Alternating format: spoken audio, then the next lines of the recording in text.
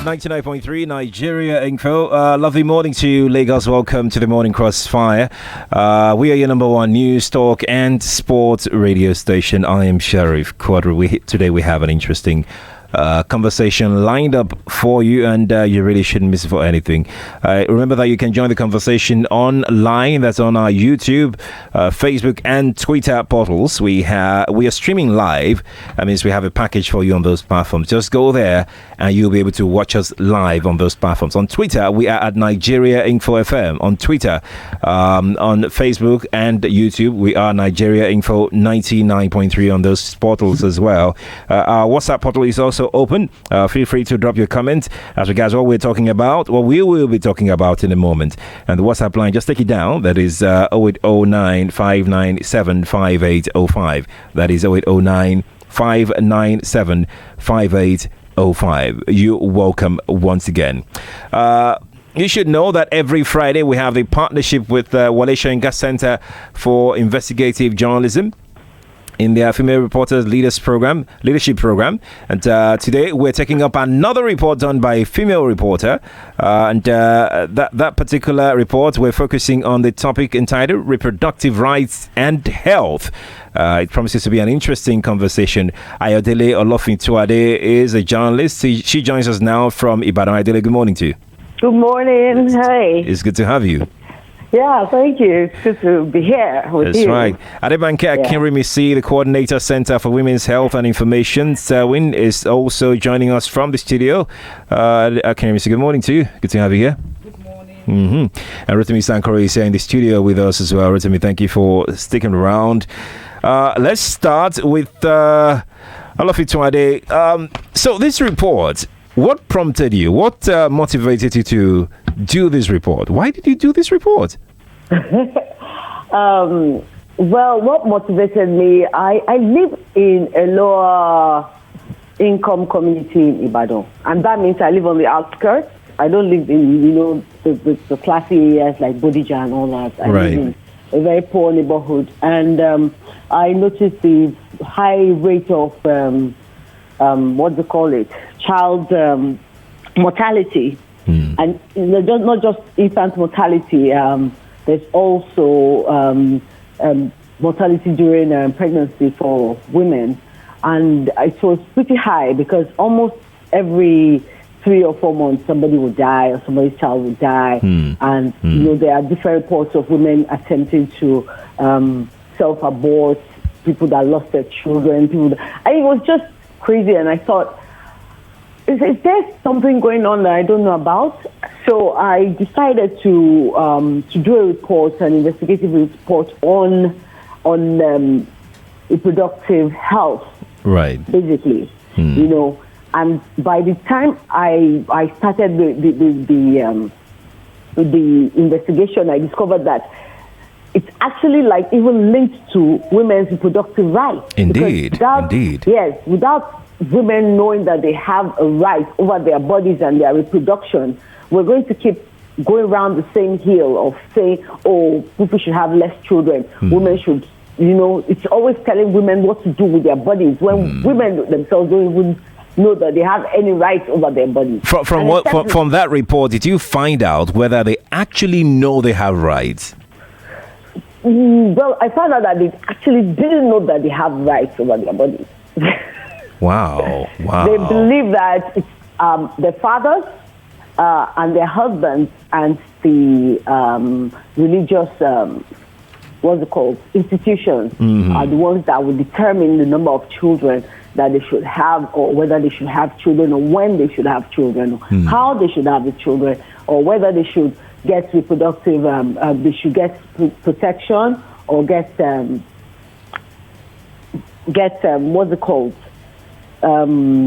the tools for family planning. Right. And that also, the family planning tools themselves also depend on the government. So women are basically not their don't own themselves. They're owned by everybody but themselves. Oh, wow. That's what I found out. Mrs. Akinremisi, let me come to you here. I mean, Okay. you heard what Olafitwade said. It's quite important that we begin to spell things out so that women can be aware of their rights and, what is expected of them, especially from their own angle. It's almost like everybody, they see things from other people's angles, except for their own angle, as somebody who owns the right to her health, which is quite important. Talk to us really about, why do we have so much large volume of women not knowing the rights to their own health? Because it seems that it's a common problem. I read some of the reports that Ofitwade, did, and she spoke with some women who probably dropped out from SS2, some SS3. They just finished secondary school. They actually knew nothing about their rights. But why do we have this much volume? Where's the gap from? Yeah, I think. Thank you. Let me say thank you for having me this morning. One critical issue that is the root cause of a lot of problems that women have is the issue of gender inequality. The way our society is structured, men dominate. Men determine what happens to women, to girls. We live in a patriarchal society. Highly patriarchal. So when you grow up in this kind of environment, it's almost like you are sold out. You don't know a lot of things about yourself unless you are privileged to have access to who can give you the right information, or if you live in a family setting that is slightly different from the norm. So that is one major problem we have in Nigeria and in most African countries.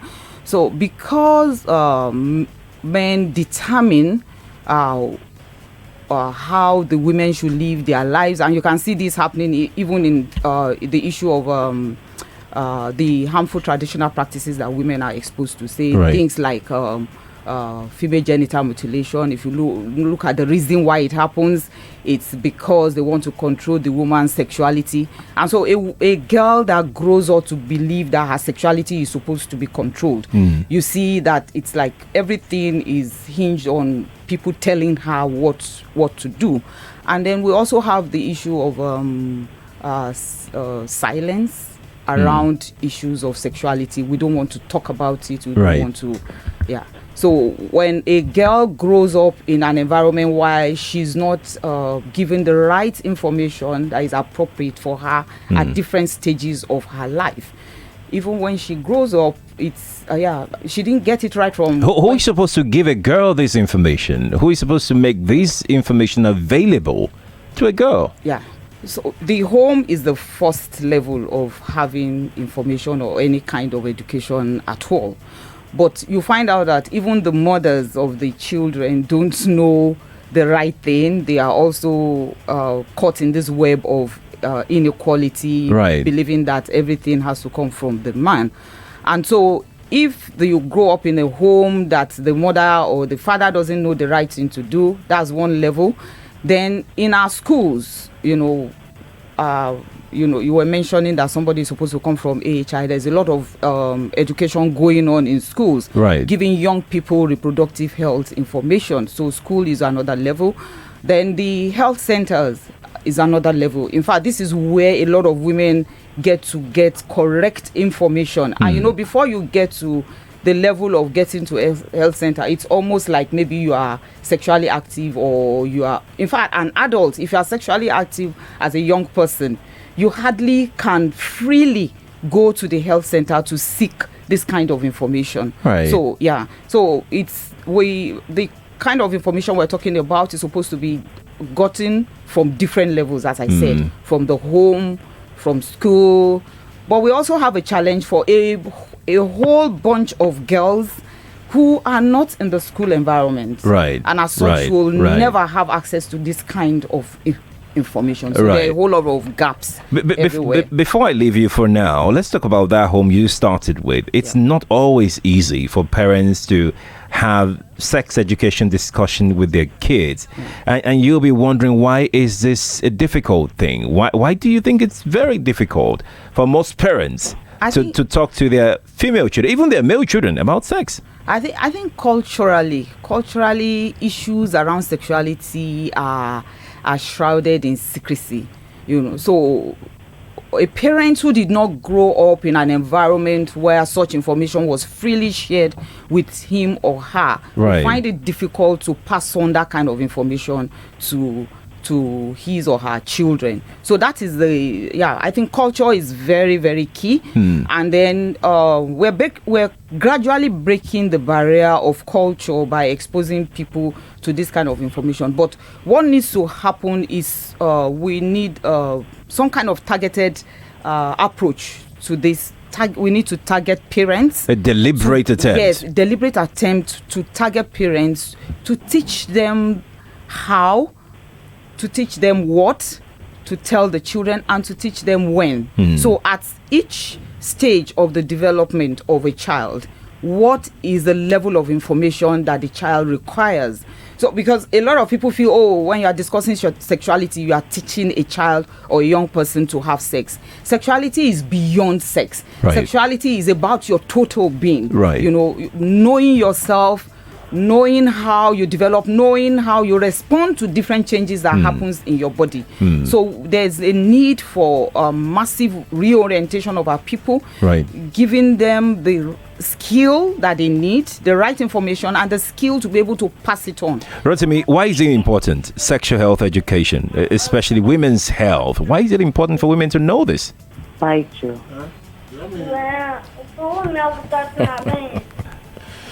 Let me start by saying that the concept of sexual and reproductive health and rights is one of the most revolutionary innovations by human civilization, without any doubt. Because since its introduction, women have been able to plan their lives, their education, their careers, and more women have been able to improve not just their personal lives, but the life of the society as a whole. I just think of hundreds of thousands of women engineers, doctors, lawyers, accountants that would not have been able to finish university education without the possibility of family planning, contraception, describe it how you may.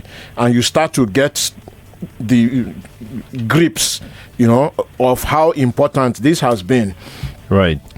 And the ability or capacity for child spacing or family planning or contraception, is not just beneficial for the women, it's also beneficial for children. The writer of the article was pointing out that one of the reasons she looked into this was child mortality.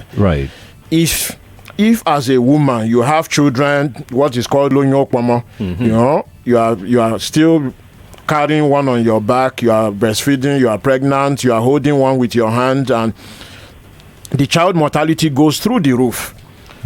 So when we say that Nigeria has one of the highest levels of child mortality in the world, this is one of the reasons, apart from malnutrition, lack of vaccinations, and all other such things. But you asked a question about whose role is it to educate. It goes beyond the education. It also the provision of the commodities. Because education is one thing, having access to the commodities is another. The commodities won't appear themselves. In every developed country, it's included in the budget. When the budget is presented to the parliament and you look at it line by line, whether at federal, state, or otherwise, you will see a clear budget line there for those commodities, family planning, contraceptives, and it is always there. So this also speaks to why political representation of women is important, because few, if any, men in the parliament are going to remember to stand up and say, excuse me, Minister of Health, we can't see the budget line that is necessary here. In the countries where there is prosperity and many people want to run away to those places, they don't realize that one of the reasons for the prosperity is because of sexual and reproductive health and rights. Right. You know, the GDP, the per capita, everything goes up. There is less crime. People want to go there, and they are wondering why. You know, there is a big conference that is coming up this year. It's the anniversary of the ICP, the International Conference on Population and Development. I mean, it was groundbreaking. It was revolutionary. And those are the kind of things we need to popularize in Nigeria. Let's talk about awareness, Olofituade. I read the interview you had with Ruth. Ruth did quite well. I think she passed out at SS3, and eventually you found that most of the women you spoke with actually know little or nothing about contraceptives. They have their own ideas, their hearsays. This works, this doesn't work, this will make my belly big, this one will make me grow fat, this one with this. That boils down to awareness and education about contraceptives. Yes. What exactly did you find out as regards their level of awareness on contraceptives?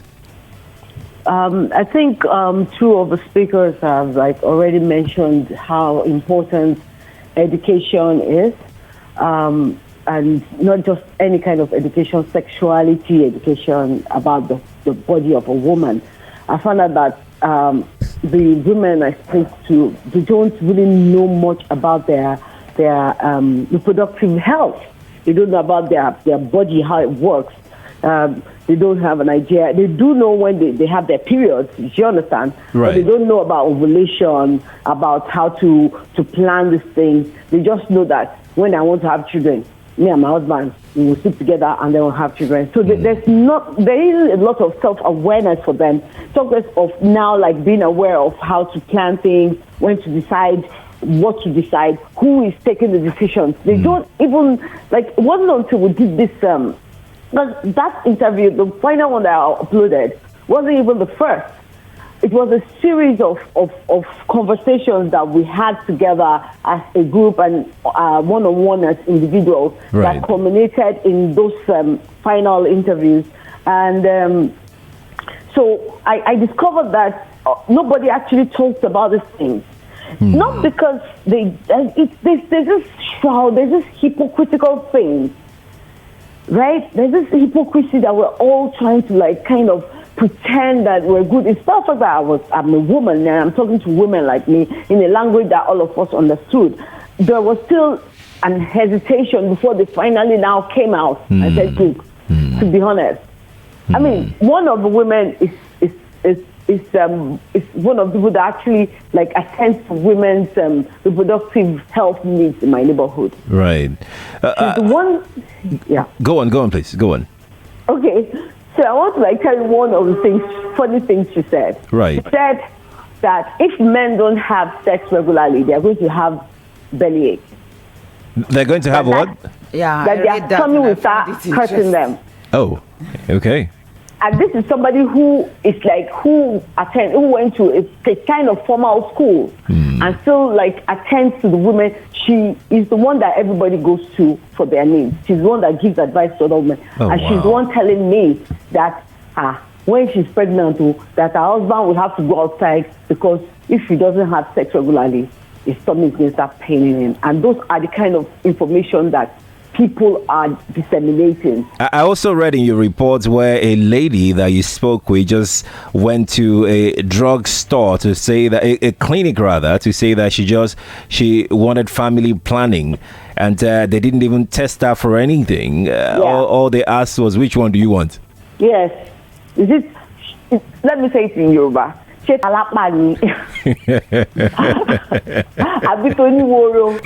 one that they put on your arm, or is it the one that you'll be taking as a pill? And I'm sure you must have read the part where she said that that afterwards she felt sick and she was bleeding heavily. Right. She said her menses still came. Yes. And then afterwards, when she stopped taking it, she got pregnant. Indeed. Yeah. Let's come to you in the studio. So there is this phobia for family planning methods. Most women think that because we had this conversation earlier. We had guests in, from the primary health care, Lagos State Primary Health Care Agency, and they told us that most of the messages that women pass across to one another are just hearsays. That these things actually have what works for you might not work for the other person. You just have to go for a test examination first so that it can be ascertained which one will work for you. And that brings us to the point of awareness and education on the part of the authorities. Because it looks like most women don't know that they actually need to go through tests first before they can... Can I say something? Yes, Sorry please. to interrupt you. I'd like to point out that I have a suspicion that this is a deliberate thing. Because somebody mentioned inequalities. Somebody talked about inequalities. And if you know the amount of sexual violence against women that discourages them from school, people don't send their daughters to school. In fact, by 2019, they don't want their daughters to go to school. I was talking to an Okada rider who told me that once his daughter is in GSS3, he's going to stop her from going to school and going to marry her off because he's not going to. This is 2019. Right. So it's not as if the women in themselves are the ones that say that, we want to be ignorant. We don't want to go to school. We don't want to learn about our bodies. But the way things are going in this country, the way things are set up in this country against women, Nigeria is so patriarchal in nature. It is so deeply entrenched in everything that we do that it's working against us. These things are working against us. Officer, just hold on a bit. Let me quickly talk to Akinremisi in the studio about awareness and education on the part of policymakers. Because I remember that growing up, there was always these jingles and promos about family planning, about methods and all of these on a massive scale. And right now you can barely hear them anywhere. I remember those days it was Planned Parenthood, right? PPFN, yeah. But there were a whole lot of controversies around even the good work that they were doing there. But let me just point out, first of all, that even though we keep saying women don't know what to do, they don't have the right information, there are a whole bunch of women, in fact, a higher percentage of women who have been given the wrong information, or maybe because of their religious belief, right, they don't want contraception. So if you look at it, all these years, even from the time you were talking about where there had been a lot of information, awareness about have the spacing, children, have the planning, number of children that you can take care of and stuff like that, till date, the prevalence rate for use of any form of contraception in Nigeria is still 13%. 13%? Yeah, 13.4%. Wow. And that's quite poor. Unmet need, which is what he was talking about how our budget doesn't even carry stuff like this. We rely on donors. It's mostly to donor bring, driven. to bring this. So we have an unmet need of 27%. So if you add that, you discover that you are not even up to 40. The deficit is huge. Yes, it's huge. So religion is playing a very, very important role. So even if I say which impacts on our level of development, yes, very serious. Yes, so and it's unfortunate because we lock women in these corners, whereas the countries that are the real how do I describe it now? Say for instance Islam. Right. You want to say that the main country that we should look up to is Saudi and places like Kuwait, and the problems that we have, they don't have it. Right. If you look at their own indices. Right. And so the issue of giving the right information is very important. Government needs to plan this. Government needs to make deliberate attempt of, before we had clear development policies, we could see where we're going. Right. Now that is not happening. We don't even have a clear definition of who a Nigerian is. So anybody can bring up any child anyhow. Schools are springing up anywhere. You don't have uniformity in the kind of information that is passed out. Right. So we're breeding all kinds of, and that's what the researcher was talking about. We're breeding all forms of people, and it's a whole. It's a serious issue. It is. And we need to, this kind of program is very good to draw attention of policymakers on the need to sit down. And we have a whole lot of policy staff. Madam, sorry, it's not just to draw attention of policymakers, to also improve the quality of the policymakers. Right. Yeah. Because poor quality, I mean, everybody They wouldn't has understand, seen, even if you put them in their head. everybody If the has quality seen is that poor. there was one clown in the National Assembly who actually stood up and had the effrontery to say, and everybody has seen this, it's gone viral, who had the effrontery to say, women, if you give them 1 inch, they will take an arm, they will control everything. You can't. And I was like, that's a reflection of the society. How did this guy get right? elected into the National Assembly? Let's go on a break. If you are just joining us, you're welcome. You're very, very welcome. If you know that you can be a part of this show, then please do be a part of this show. Send us your comments as regards what you think about our discussion this morning, reproductive rights and health of women in particular. Our WhatsApp portal is 0809 597 5805. That is 0809 597 5805. We're streaming on Facebook, on YouTube, and Twitter. On Twitter, we are at Nigeria Info. That's at Nigeria Info FM on Twitter. On Facebook and YouTube, it's Nigeria Info 99.3. You can watch us live on those platforms and drop your comments there as well. We have on the line joining us from Ibadan, journalist Ayodele Olofituade. She is the one that brought us here with her report.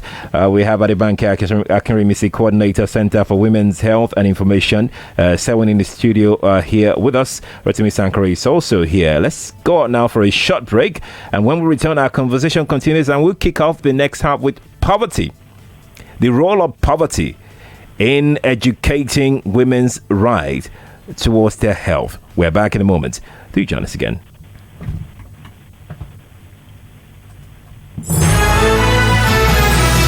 More talk, news, and sports after this.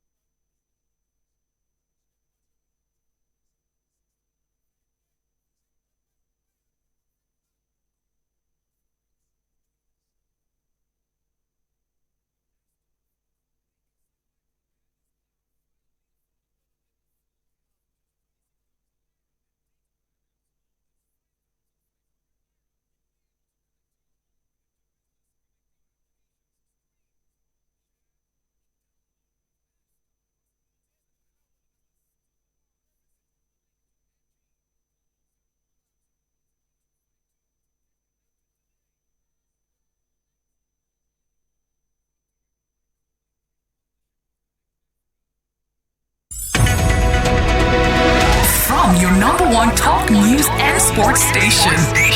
This is the Morning Crossfire with Wemimo and Sheriff. We're back. We're back. We're back. We're back. We are back. We're back on 99.3 Nigeria Info.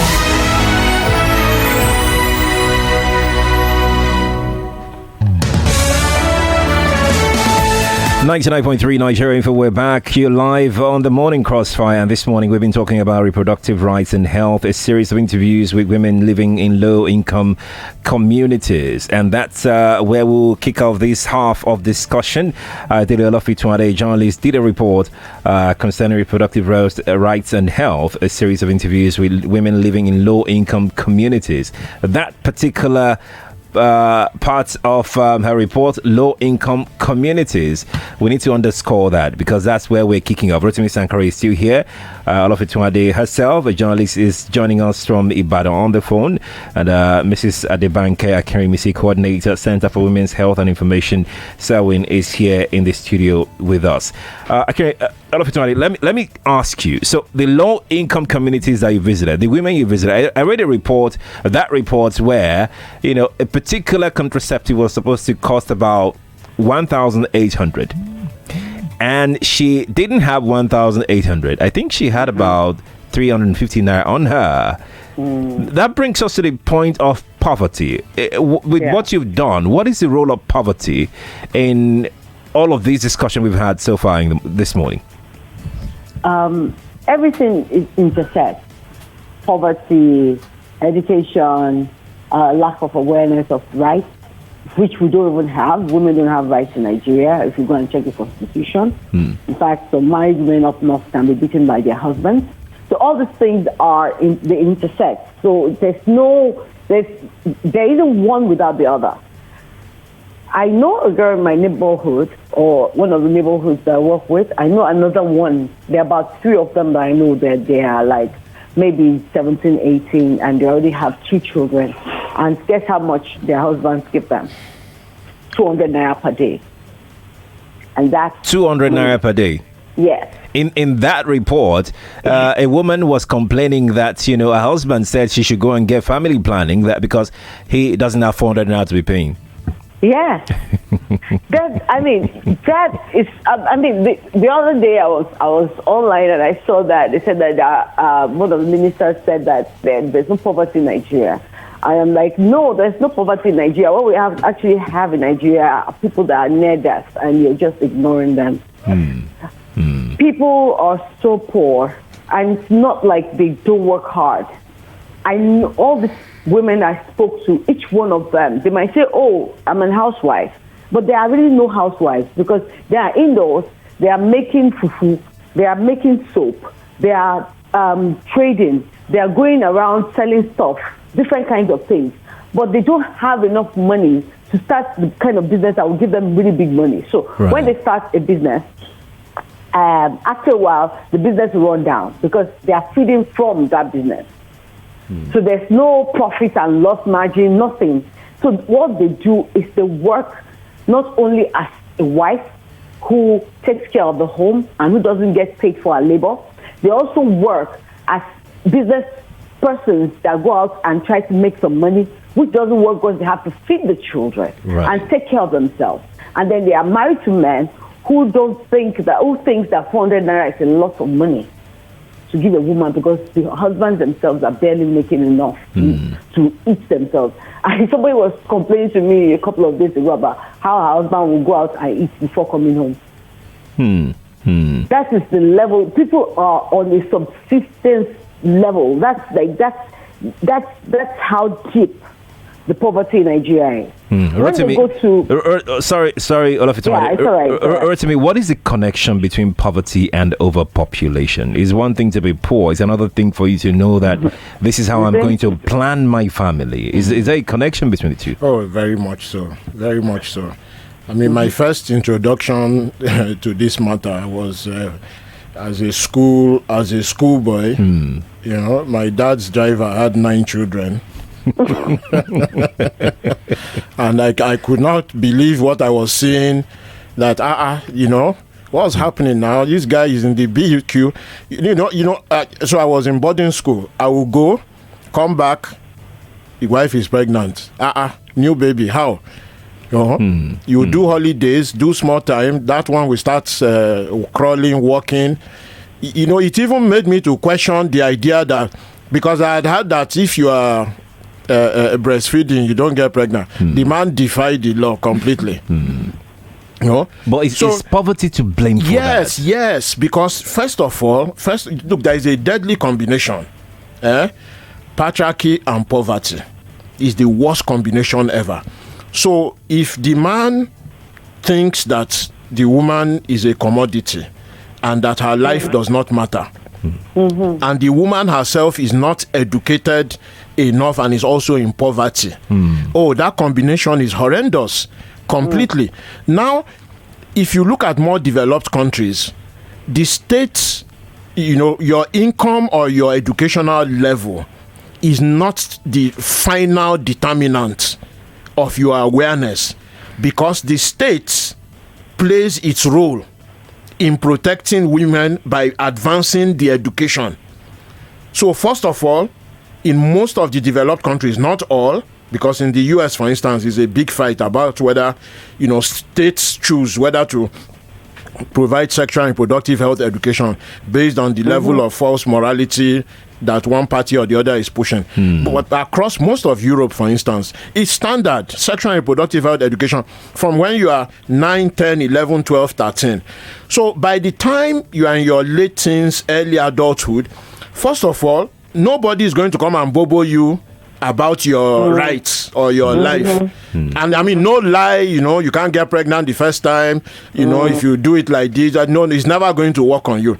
Secondly, the boys themselves know it's not going to work on you because they've been taught in the same class with you. Right. And then, if and when you decide to commence activity, the clinic is there with all the commodities. So it is not, if you listen to what Ayo was saying, that in the article, you want to go and buy commodities, but it is out of reach. And that is even when you are aware. In the developed countries where the state plays its role to protect and advance the rights of women, in other words, the state has been, the patriarchy has not captured the state decisively. Right. The state acts independent because there is public pressure and there is education.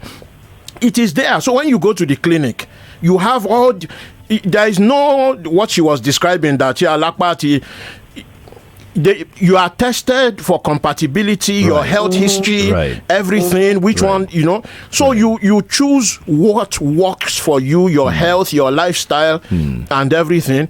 So individual poverty, in other words, your income level, has no connection with your access to health. In underdeveloped country, your income level has a direct impact on your access to health. And that is why we don't even talk of poverty again. We talk of multi-dimensional poverty. Because the things that impoverish you is not just your take-home pay. It is your access to a wide range of things. Education, health, housing, and so forth. Plus, if you are in a situation where, even in Nigeria, I know of even married women that duck and dive to go and get access even when they are aware. Because they are going to get the beating of their life if, the state is not going to protect you in Nigeria. Rotimi, let's take a few comments before I come to Akinremisi in the studio. This person, your name is Tony from Ojo, and Tony says this topic is quite interesting. I pointed out these exact findings by the writer just 3 weeks ago while having a discussion that most women do not understand their reproductive cycle or calendar, but a guy seems to be on the opposite. Most women they believe that it's a man's chromosome that determines the sex of a baby. It's also the particular day of the women's cycle you decide to make love that will determine the sex of the baby. A lot of enlightenment needs to be I done. think some of that is mixed up. Because actually it is the man's chromosome. So it said that argument is mixed up. It said a lot of enlightenment needs to be done, especially before marriage. Sorry to say, like the Catholic Church, they teach this during the 6 months compulsory pre-marriage class. Tony from Ojo, thanks for sending in your message. Let's take this other message here. This person says, good morning to everyone in the studio and as many Nigerians that are listening right now to Nigeria Info. This is really nice that we're discussing such an important topic like this. It will be nice if the government can put in place facilities and programs that will educate the public on sex education.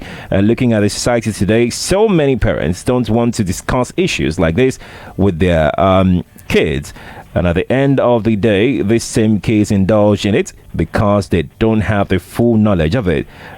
Samuel is your name from Abulegba. Samuel, thank you for sending in that message. You can also send your message to our WhatsApp portal. That's 0809 597 5805 0809 597 5805. I noticed you were jotting down something earlier when Rotimi was talking. Yeah, he was talking about the link between poverty and education. And yeah, location is also an important issue because it's not just about having information, right? And you must be able to make choices from the information that you have. And then act on those choices because, as I said, in many places, these services are not just there. So even if we say government must put it in the program to give information, government must also be cognizant of the fact that when information is given, the idea is for them to be able to use the information. And you are only able to use the information when you have access to services. Right. So the issue of poverty brings about a whole lot of problems for women and girls. Quite a lot. For instance, this issue of child marriage, because many parents are poor, the moment a child starts menstruating, they want the child to go to somebody. They want to transfer the responsibility of that child to another person. I saw a young girl of 12. Some also benefit from, in quote, the sale. Yeah, so money comes in from giving out that child, and this is a child who has not been educated on whether she will get pregnant if she has sex with somebody. So no sexual education whatsoever. Nothing. So she marries somebody at the age of 12 and she's carrying a baby. So the circle continues. She doesn't have the right information to share with her to use for herself, and so she has nothing to pass on to the child. Right. And then the system, because the child is growing up in a poverty environment, the child also doesn't have access. So it's like a circle. It continues like that. So we need to look at how this circle can be broken at different levels. Indeed. We're being joined in the studio now by Adiola Olushola, Senior Program Officer, Action Health Incorporated. Adiola, welcome. Thank you very much. Sorry, you're stuck somewhere on the road. Stuck in serious traffic. Indeed. Let's open up the phone lines and have a chat with Nigerians out there who would like to join this conversation. Yeah, the numbers you can call. Call us on 01-277-0993, 01-277-1993, 01-277-2993, and 01-277-3993. This is Nigeria Info. We are listening. It is Nigeria Info and we are listening. Let's get the conversation on the road. Let me quickly speak with Adiola, who just joined us before I go to the phone lines. Very briefly, Adiola, we have quite enormous challenges when it comes to sexual education, especially when it concerns women in this country. And we've mentioned quite a number of them here. How do you think we can get out of this? Because it looks, especially in the face of population explosion, that we are currently being stared in the face by right now. It's being said that by 2050, it will probably be the most populous nation in the world. That can be a blessing at the same time as a curse. For addressing sexuality education, it has to be at all levels. I was listening in on the program while I was coming, and Mrs. Akiri Missy was talking about the issue of silence and parents not being alive to their responsibility to talking to their children about issues around sexuality. So it has to start from the home. Religious organizations have to take it on board. It has to be on the front burner. Everybody has to be able to speak about sexuality issues, because it's not just about, it's not talking about sex. It's talking about anatomy and physiology. What's happening in a young person's body as they're growing up?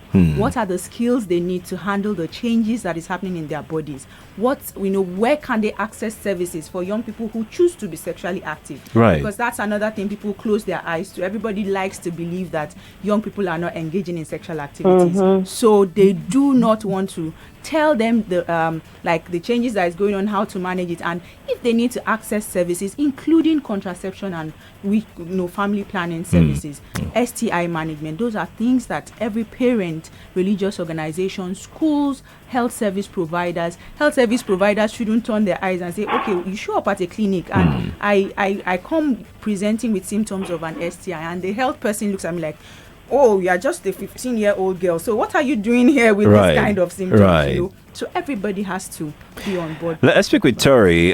Terry, good morning to you. Yeah, good morning. Good morning. Thank you for holding the line. Yeah, I was the one that sent a message via WhatsApp. Okay. I just want to correct something. I think maybe you read it wrongly. Okay. I actually said it is the man's chromosome that determines the sex of the baby. But it depends on the day a woman and the cycle of the woman, most especially during the ovulation, that also determines the kind of the sex the baby they will have. And also, I just want to add that's what I read. Okay. Terry, that's exactly what I read, and people here are nodding in the studio. Right? Nodding or shaking head. Shaking our head. Shaking their head, actually. Yeah. Well, Terry, thanks for calling. I appreciate your time. And it's interesting for us to start looking at the economic angle to all of these, Rotimi. I have to come to you on this one. What happens if we don't educate our women about their sexual rights economically? You mentioned it in passing the other time. Well, so let's look at it from a human rights point of view, and then the developmental point of view.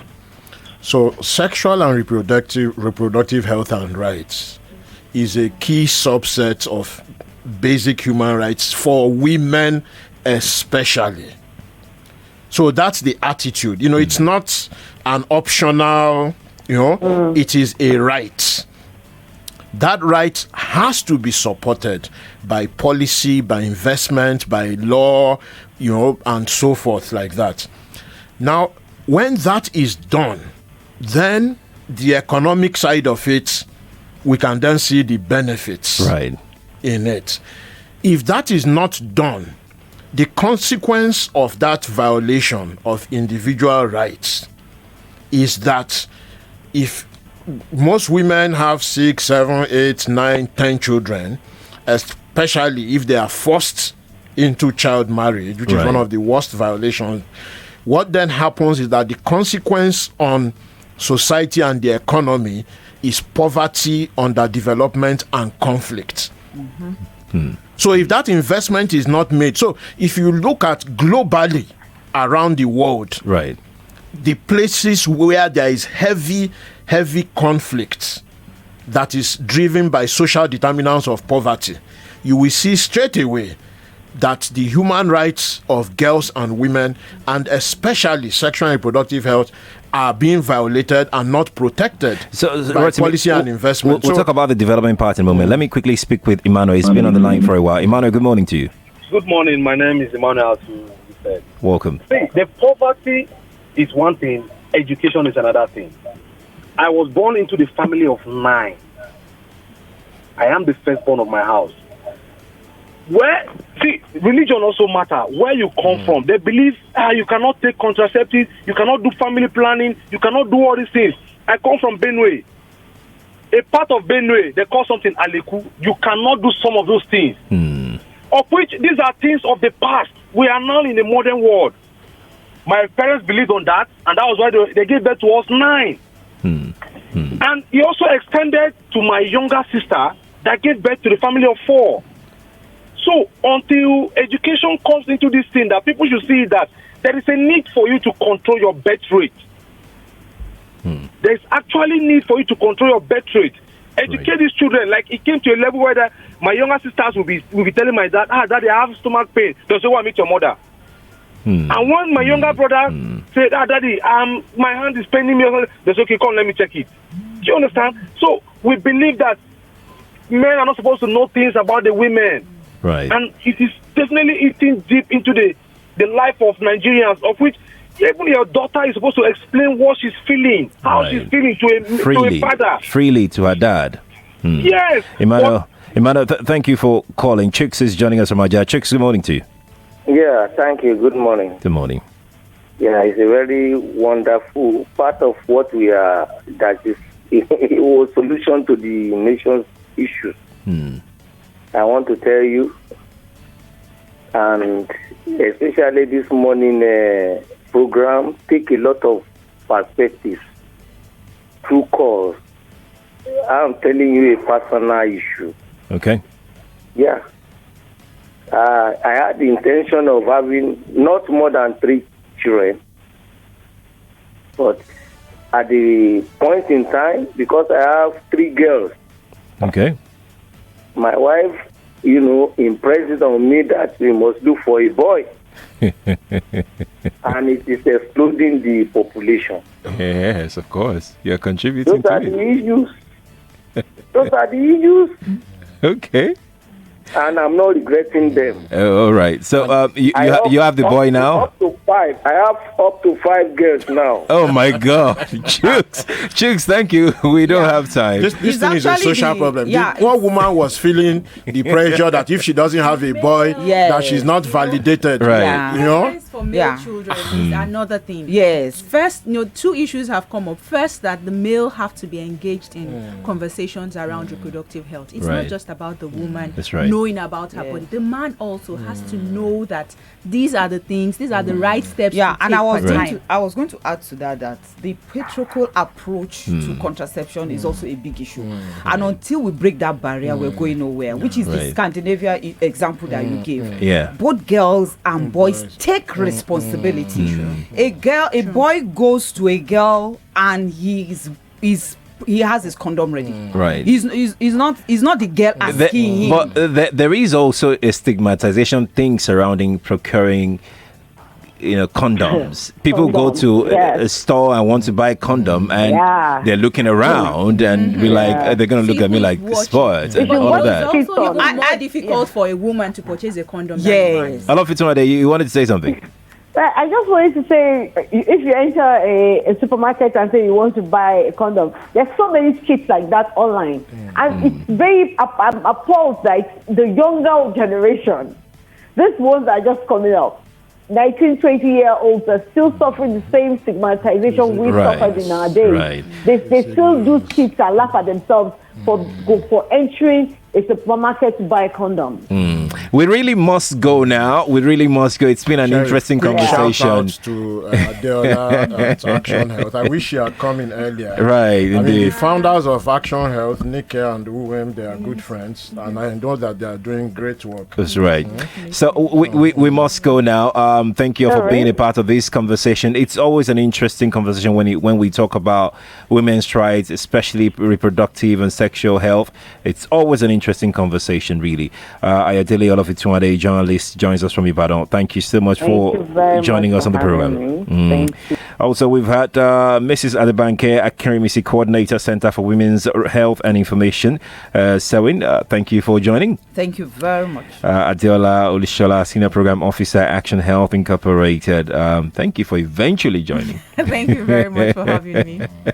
Rotimi Sankore, thank you for coming around. Thank you. Many thanks to those who assisted on the show this morning. Zainab Yakin, Yvonne Haifo, and Tosia Kiride. I am Sheriff Quadry. Have yourself a fantastic weekend. We are back on Monday, 6 a.m. It's the Morning Crossfire. Tunji Andrews will be in the studio in a moment with Money, Business and Economy Show. Take care.